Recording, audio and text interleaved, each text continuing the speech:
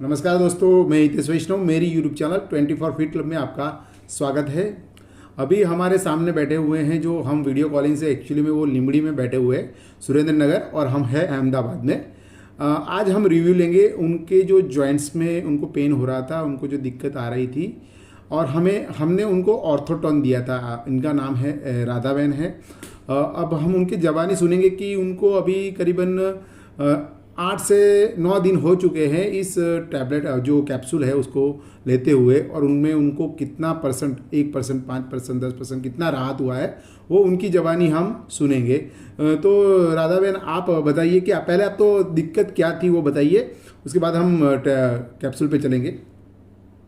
गुजराती में बोलो, कई वांधो नहीं। દવા લીધી પછી થોડું સારું છે। अच्छा, તમને પહેલાં શું તકલીફ હતી એ કહો પહેલાં। પહેલા પગમાં ટીચરમાં બહુ દુખાવો હતો, એક પગમાં ઓપરેશન કરાયું। બરોબર, એક પગમાં ઓપરેશન કરાયું હતું। કયા, જમણા કે ડાબા? પગમાં જમણા પગમાં।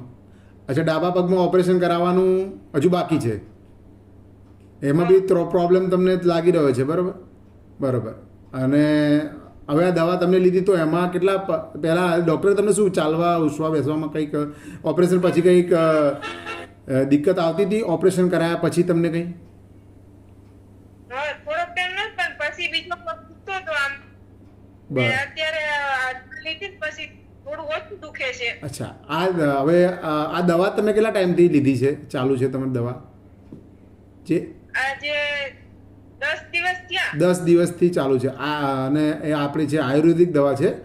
એનાથી તમને કેટલા ટકા રાહત લાગે છે? જે પહેલાં તે દવા તો તમારે પહેલાં ચાલતી હશે ને ઓલરેડી, જે તમને દુખાવાના કારણે તમે દવા તો લેતા જ હશો પહેલાં, બરોબર? એટલે જ્યારે ઓપરેશન કરાયું હતું ડોક્ટરે આપી હતી ગોળી, બરોબર। જ્યારે બહુ દુખી ત્યારે એક ગોળી લેતી હતી, બરોબર, એટલે ત્યારે તમને રાહત થઈ જતી હતી અને પછી પાછું દુખાવો ચાલુ થઈ જાય, 4-5 દિવસ ન દુખે, પછી પાછું દુખવા માંડે। ઓકે ઓકે ઓકે, બરોબર।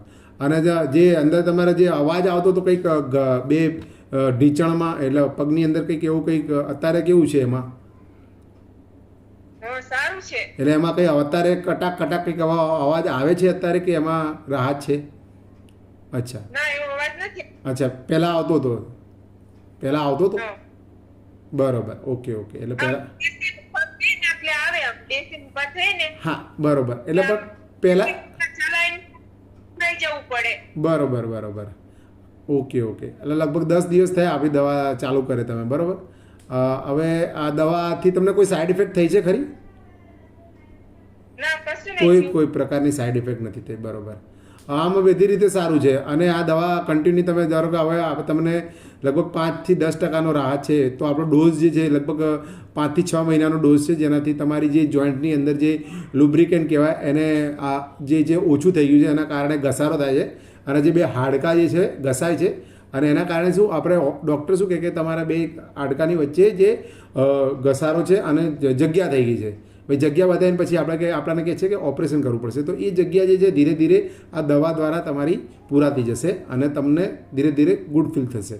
તો આ દવા તમારે લગભગ 5 થી 6 મહિના સુધી કન્ટિન્યુ રાખવી પડશે, અને તમને તમારી જે ઓપરેશન તમે કરાવવાની ઈચ્છા ધરાવશો, જ્યારે કે આગળ જઈને તમને એવું લાગે કે ઓપરેશન, પણ એ અહીંયા તમને એનો નિવેડો મળી શકે છે। તો Radhaben, thank you very much.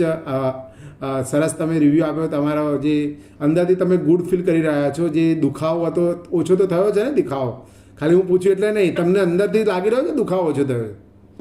બરોબર થોડું ઓછું કે ચલાય કે નકર ચલાતું હતું, બરોબર, ઓકે ઓકે। ચાલવામાં બી દિક્કત હતી, બરોબર, એટલે એ જ મહત્વનું છે। દુખાવો થાય ને એટલે ચાલવું ન ગમે આપણને। એ વાત સાચી છે, એ વાત સાચી છે, બરોબર। દુખાવો થાય એટલે ચાલવાનું કોને ગમે? ઉઠવા બેસવાનું બી ના ગમે, બરોબર, સાચી વાત છે। પણ હવે તમને રાહત છે, પણ હવે આ ડોઝ તમારે કન્ટિન્યુ રાખવાનો છે, બરાબર? એનાથી તમારે જે મેઇન પ્રોબ્લેમ છે ને એનું સોલ્યુશન આપણે લાવીશું ધીરે ધીરે કરીને। આયુર્વેદિક છે એટલે એમાં થોડો સમય લાગે છે, પણ સોલ્યુશન મળશે, સોલ્યુશન જરૂર મળશે। સરસ, થેન્ક યુ વેરી મચ। સરસ રિવ્યૂ આવવા બદલ, નમસ્કાર।